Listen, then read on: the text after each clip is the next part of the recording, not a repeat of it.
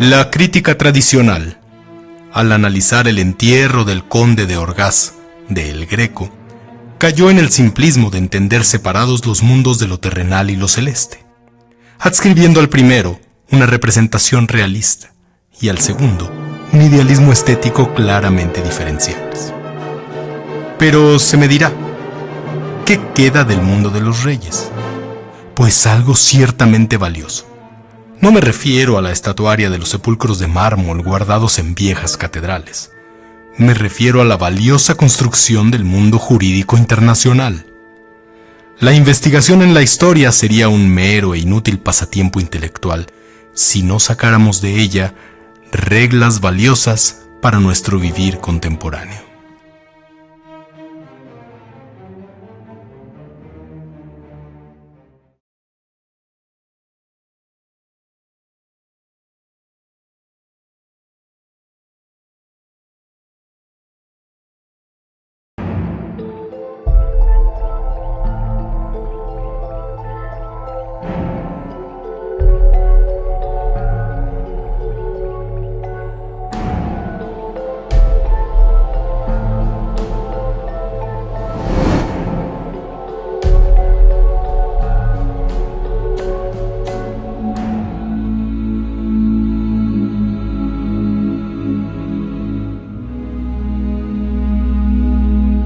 La historia de la Biblioteca Armando Olivares se relaciona de manera directa con la de la Universidad de Guanajuato. La formación de su acervo se remonta a los tiempos del Colegio de la Santísima Trinidad, que contaba con un catálogo de 6.395 libros al momento en que los miembros de la Orden Jesuita fueron expulsados de la Nueva España en el año de 1767. Para 1796, cuando la Orden de los Filipenses se hizo cargo del entonces nombrado Real Colegio de la Purísima Concepción, el ayuntamiento de la ciudad de Guanajuato cedió la biblioteca al colegio. El espacio que alberga ahora la Biblioteca Armando Olivares originalmente fue el espacio del Hospital de Belén. O sea, ahí es donde estaban hospedados los enfermos. Digamos, en la nave central estaban hospedados los enfermos varones, y en lo que llamaríamos el crucero se hospedaban a las enfermas mujeres. Tenía una puerta que ahora está clausurada que daba a la sala de cirugía del hospital. Ese espacio se rehabilitó en la década de los 60 cuando se decidió que la entonces Escuela de Arquitectura se iba a instalar en el edificio que ahora es la Unidad Belén, que alberga a Ingeniería Civil, a Geomática y Arquitectura. Hace algunos años también a Diseño, hasta que consiguieron su propia escuela. Esto fue importante porque tiene una historia interesante con la Olivares, que cuando la volvimos a abrir para ya abrirla al público y organizarla, hubo una lluvia muy fuerte en octubre y la biblioteca se inundó y se mojaron muchos libros, y gracias a la Escuela de Diseño, que tenía un equipo muy elemental, pudimos rescatar y secar muchos de los libros que se mojaron en ese momento. La biblioteca para mí vino a complementar esa parte que hoy por hoy me está dando fuerza, fortaleza, para continuar el muy modesto trabajo que empezó mi padre en el edificio central, donde se encontraba esta majestuosa biblioteca, que anteriormente ocupaba el lugar de la antigua Capilla del Estado, y hoy por hoy es el recinto más importante de la institución, donde se toman las medidas más importantes. Me refiero al Salón del H Consejo Universitario, y en aquella época se llevaba el nombre de ese ilustre maestro y director del Colegio del Estado, don Marcelino Mangas. Ahí llegó mi padre modestamente a trabajar. Era únicamente él el que atendía. Posteriormente se incorpora a un maestro brillantísimo, Manuel Sánchez Valle. Luego José Arena Sánchez. Empiezan a levantar poco a poco esta biblioteca. Y yo, cada vez que venía mi padre a esta pobre casa, nos platicaba de todas sus hallazgos en cuanto a libros y demás. Y yo lo escuchaba y tomaba nota de alguna manera, y yo decía, bueno, ¿qué habrá en esa biblioteca que a mi padre le roba hasta el sueño? Y llegó un momento que tuve la oportunidad de ser trasladado a la biblioteca gracias al maestro Juan Carlos. Y año con año me he dado cuenta que de igual manera me estoy identificando con la tarea que inició mi padre. Pero me siento más contento porque mi padre seguramente en esa época no tuvo el apoyo, tal vez la decisión para reflejar los acontecimientos, las obras tan relevantes que hay ahí. Y yo lo estoy haciendo a mi manera. Siento yo que poco a poco estoy exaltando más ese recinto y me siento muy contento. Día a día veo que tenemos más aceptación, la biblioteca se proyecta en un contexto no solamente nacional, sino internacional. Y eso para mí es increíble. La Biblioteca Armando Olivares como tal se funda en 1962, pero realmente los fondos que la integran, las colecciones de libros, se vienen acumulando desde principios de la propia institución que dio origen a la Universidad de Guanajuato, desde 1732, que comienza como primer hospicio y luego colegio de la Santísima Trinidad. Entonces definitivamente tanto la planta, que es como de capilla, como los usos que ha tenido y la propia historia de todo el complejo de Unidad Belén, pues le aporta bastante personalidad a la Biblioteca Armando Olivares. Me parece que tanto el valor de los acervos como el contexto en el cual se encuentran esos acervos en combinación es lo que le dan esa personalidad tan particular a la Biblioteca Armando Olivares. Los estragos de la Guerra de Independencia en nuestra entidad dejaron sin daños la biblioteca y su acervo. Y en el año de 1827, con el padre Marcelino Mangas como ilustre rector del Colegio de la Purísima Concepción, se pidió el apoyo del barón Alexander von Humboldt a fin de adquirir una colección de fósiles para el gabinete de mineralogía, así como libros que se anexaron a los bienes de la biblioteca.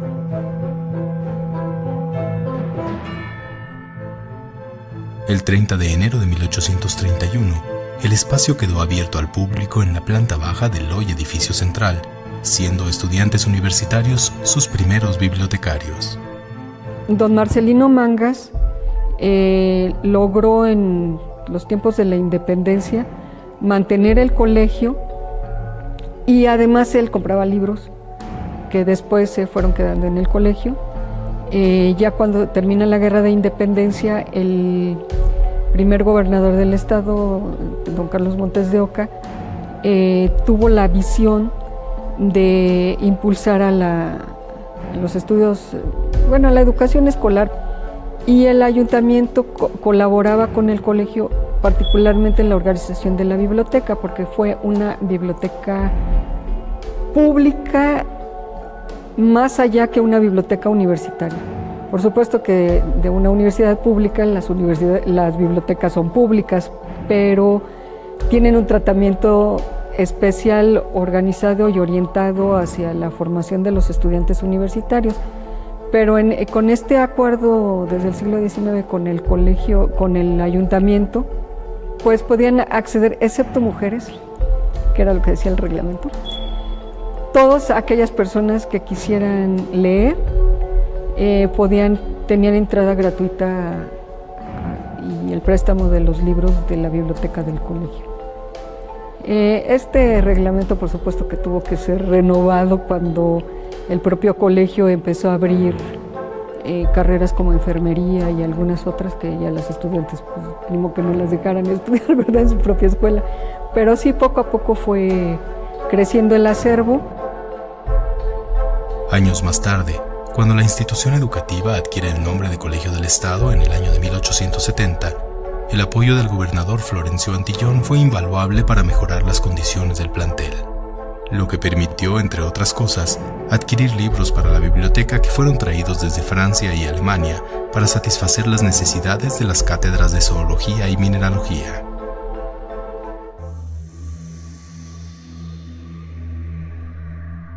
A partir de 1945, el acervo de la biblioteca se instaló en la antigua capilla del Colegio del Estado, lugar que hoy conocemos como el Salón del Honorable Consejo General Universitario. Un hecho también muy significativo fue que el 31 de enero de 1947, el Ayuntamiento de la ciudad de Guanajuato determinó entregar a la biblioteca la custodia del archivo municipal. En 1957, en el marco del centenario de la muerte del padre Marcelino Mangas de la Rabia, y como reconocimiento a sus labores de impulso a la educación, nuestra institución nombró el acervo en honor del presbítero. Olivares gestionó todo lo conducente para que el edificio de la Unidad Belén pasara a manos de la universidad. Y él se percató que esa área de, como bien dices tú, de lo que fue el hospital, en esa bellísima cruz latina, que es la biblioteca y que está coronada por esa cúpula, Olivares dijo, aquí va a ser la biblioteca. Y sí, antes de morir él, porque él murió casi a los 2-3 meses después de haberla inaugurado, en el 62, en septiembre. Algo increíble, él la inaugura y muere de un infarto en Hermosillo, Sonora, fuera de su terruño. Llega en avión, es recibido como un héroe. Las fuerzas militares de Irapuato y todo el mundo, vallas enormes, todo Guanajuato volcado, recibiendo a un personajazo. Y en el 63, la gente no lo sabe, se le impone el nombre ya oficial a la biblioteca con el nombre de Olivares. Pero ¿sabes quién devela la placa? El presidente de la República, Adolfo López Mateos, junto con Juan José Torres Landa, gobernador del momento. Armando Olivares, él llevaba la línea para ser gobernador, llevaba el camino. El señor, vuelvo a repetir, injustamente el señor muere. Entonces, ¿por qué llega a la Unidad Belén? Porque el licenciado Cervantes, en su plan de acción, porque él tuvo un plan de acción, lo que ahora tenemos nosotros el PLADE, él también tenía su plan de acción.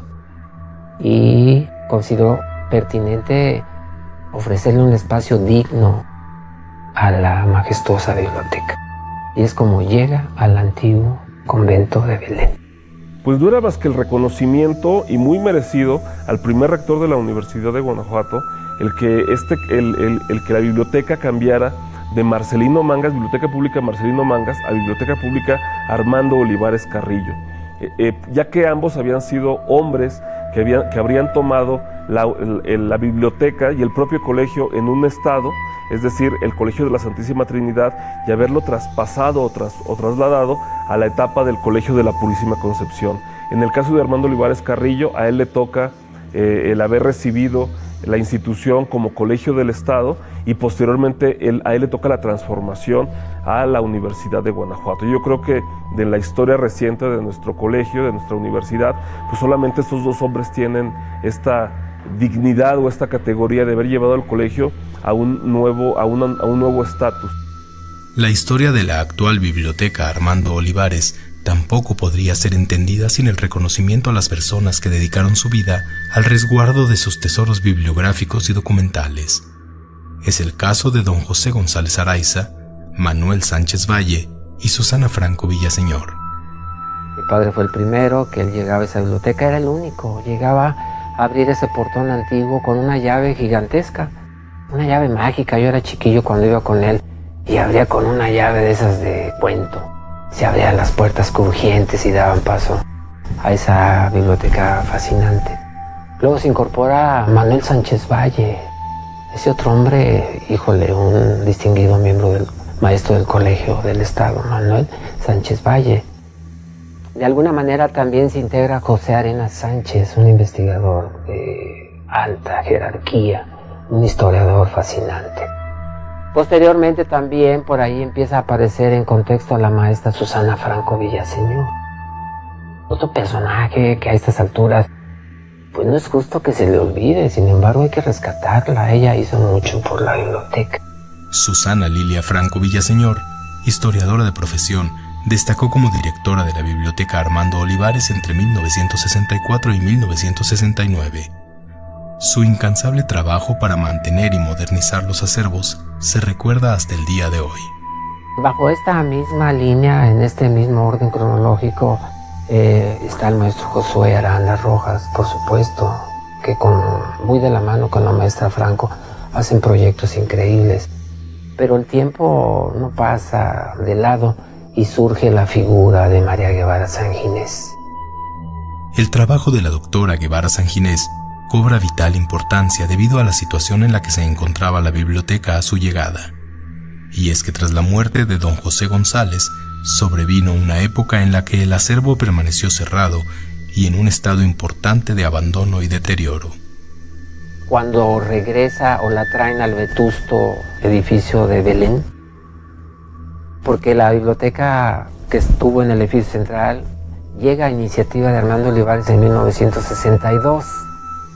Mi papá viene con ella, mi papá sigue ahí, mi padre muere en los 90. ¿Qué sucede?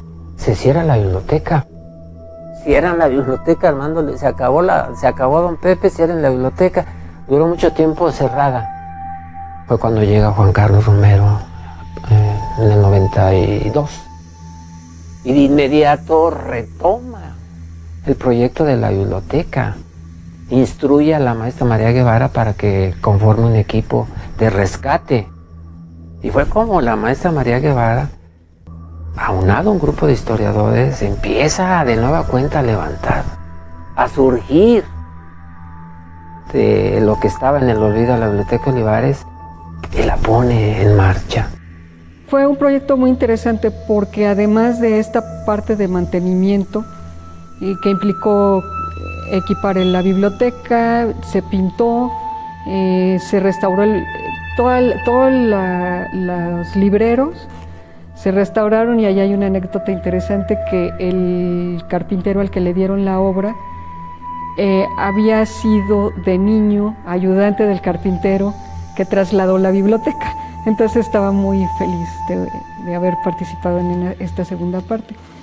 Eso era, digamos, la parte de mantenimiento y la parte propiamente técnica de organización del material. Las autoridades universitarias de la época consideraron que era prudente que después de todo este trabajo de reorganización y de conservación del inmueble, de restauración de muchas cosas, volviera a hacerse público, que era una biblioteca que estaba abierta al público.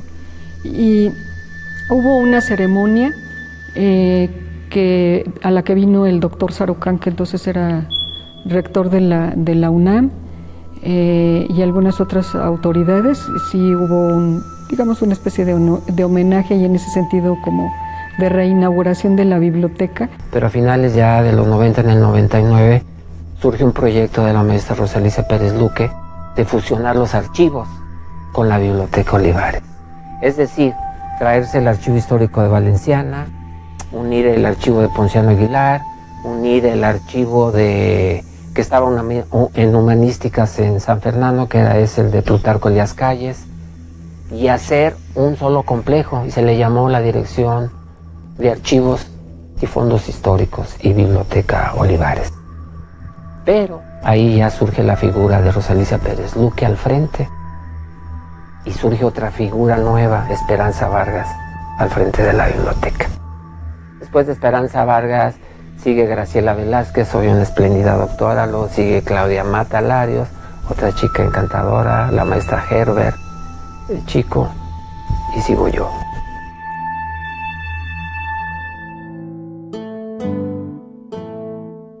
La Biblioteca Armando Olivares es un repositorio del conocimiento universal, cuyos acervos se han enriquecido con el paso de los años mediante la compra de libros por parte de gobiernos estatales y autoridades universitarias, así como donaciones de profesores y exalumnos que han pertenecido a la institución. La biblioteca actualmente resguarda principalmente libros, obras bibliográficas. Tenemos algunos documentos de Ponciano Aguilar y algunos documentos de Alfredo Duyé que se encuentran en la biblioteca por razones más bien de no separar la colección, pero fundamentalmente se trata de libros, lo que se resguarda en la Biblioteca Armando Olivares. Su universo de libros rebasa ya los 60,000 libros. Estamos hablando de obras del siglo XV, a principios del XIX. Tenemos obras, colecciones que en su momento pertenecieron al doctor Alfredo Duyé, tú sabes quién fue, ¿no? ese señor encantador con barba blanca que llegó de Montpellier, Francia, estableció su gabinete científico que hoy por hoy está convertido en el museo de historia natural más importante de Latinoamérica. Nosotros tenemos sus libros.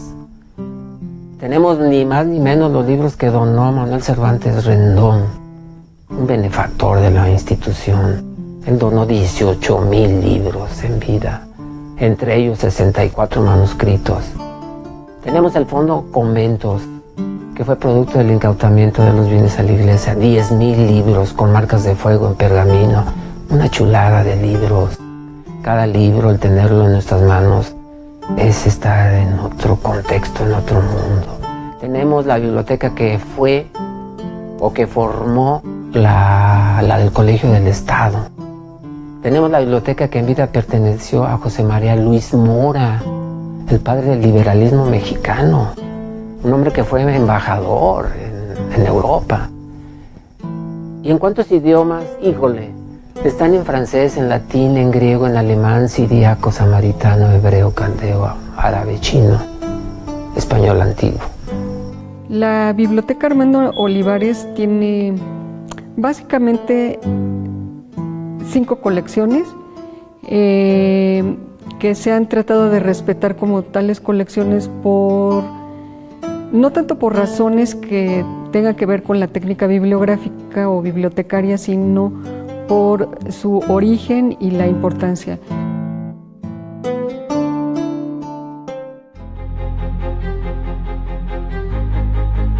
Al público, en primer lugar, ofrece el servicio de consulta. Cualquier persona, ya sea que se trate de un investigador especializado o de cualquier ciudadano guanajuatense, tiene acceso a la biblioteca y puede consultar cualquier libro de los temas que le interesen sin realmente mucha dificultad. Basta con que se registre y basta con seguir los lineamientos que nosotros tenemos, los lineamientos internos de consulta, que están encaminados a cuidar sobre todo de la integridad de nuestros acervos. Ese sería en principio uno de los servicios. Otro de los servicios muy relacionado es el de las visitas guiadas. Generalmente tenemos visitas de grupos que vienen de otros lugares. A veces se trata solamente de visitantes que han escuchado del lugar y llegan y solicitan una visita guiada y se las damos. En ocasiones más bien son grupos de escuela de diferentes niveles educativos e inclusive grupos de turistas. Entonces se les ofrece una visita en la que se les explica la historia y los acervos que contenemos en la biblioteca. Ese es un servicio que tenemos también. Existe también un taller de conservación y restauración que cuenta con tecnología de vanguardia para garantizar el cuidado de los fondos documentales. En específico, el área de trabajo del taller es donde hacemos la parte práctica de la conservación y de la restauración. En esta área, en la parte de abajo del taller, hacemos el trabajo de encuadernaciones y tratamientos hacia las costuras, nervios y cabezadas, que son elementos constitutivos del libro. Y en la parte superior hacemos los procesos de lavado, corrección de plano, refuerzos e injertos. Todas estas actividades llevan un orden, no es una serie de como una maquila. Sin embargo, lleva todo un proceso de análisis el libro y cada una de las áreas representa ese proceso de análisis. Ha habido una evolución muy bonita desde finales de los 90. El área de conservación ha crecido en muchos sentidos y el producto que se obtiene también ha variado en diferentes aspectos. En un principio, la urgencia era el rescate de las colecciones porque estaban en un semi-abandono, había un desconocimiento más bien. Estamos permitiendo un deterioro. Entonces, en la primera etapa del área de conservación era únicamente encuadernaciones, limpiezas. Entonces teníamos un producto muy grande en cuanto a resultados porque cada mes hacíamos alrededor de 15, 20 libros, lo cual era sorprendente para muchas otras áreas de restauración en el país. Pero ya que después fuimos acotando nuestro trabajo a la academia y eso requirió bajar un poco el producto material, pero hemos tenido más producto académico. Ahora estamos trabajando un promedio de 5 libros al mes, un promedio también de 10 volúmenes del archivo histórico, fotografías, en fin, hemos crecido en nuestro alcance de preservar y conservar otros objetos que se resguardan en la coordinación y ya no nos enfocamos únicamente a las encuadernaciones y limpieza de la Biblioteca Armando Olivares. Además, la Biblioteca Armando Olivares constantemente es sede de un gran número de actividades académicas y culturales, presentaciones de libros, montaje de exposiciones, conferencias, seminarios y mesas de trabajo que se relacionan directamente con la divulgación del conocimiento. La Biblioteca Armando Olivares para los universitarios siempre ha sido un baluarte, puesto que ahí podríamos decir que se encuentra la memoria centenaria de estos primeros más de 280 años de vida académica. Pocas universidades pueden presumir el contar un acervo que lo resguarda desde los primeros años e incluso antes de su formación como institución académica. Muy pocas. Hay una noticia en 1835 donde la Secretaría de Relaciones Exteriores del recién formado país, México, pregunta qué bibliotecas se encuentran en la entidad federativa, en este caso en Guanajuato. Y lo que se dice es que está la biblioteca del colegio, la biblioteca del Colegio de la Purísima Concepción. Eso nos puede hablar de lo que significa como universitarios el que en distintos momentos se haya incrementado su acervo, en algunos momentos se haya visto peligrar incluso su propia integridad, pero que como universitarios, quizá, y por qué no decirlos, todos de una u otra manera hemos contribuido para mantenerla digna, para mantenerla en las condiciones, en tan buen estado como se encuentra hoy. Que ahora, con las posibilidades de la tecnología contemporánea, hay muchas más cosas que se pueden hacer en esa biblioteca con ese acervo. Mi legado que podría yo dejar es que simple y sencillamente que cuando acudan a la biblioteca de inmediato la valoren y digan que es patrimonio de la universidad, que es de la universidad y que a todos nos corresponde, por lo tanto, cuidarla, aportar. Si tuviéramos algún libro de ese calibre, híjole, lo más esplendoroso es que lo donaran, que lo llevaran ahí. Ahí se tienen las condiciones de conservación. El libro está ahí rozagante de felicidad. En cambio, en otros lugares está sujeto a que se pierda, a que sea atacado. Entonces yo no dejo ningún legado más que simple y sencillamente una recomendación. Hay que cuidarla, quererla y sobre todo acercarse a esta biblioteca. Yo espero que poco a poco haya más personas que las conocen. Siempre, sí tiene varias visitantes, pero siempre hay muchas personas que cuando van dicen que no sabían que existía. Entonces yo espero que en los años futuros haya más personas que conozcan esa biblioteca y que le sigan dando el uso que actualmente tiene, porque realmente no es una biblioteca muerta, no es un museo. Hay gente que la consulta y yo la veo, ya lo es, pero yo la veo en el futuro como una referencia muy importante, tanto para investigadores especializados como para personas que quieren acercarse a su patrimonio de una manera muy directa, muy íntima.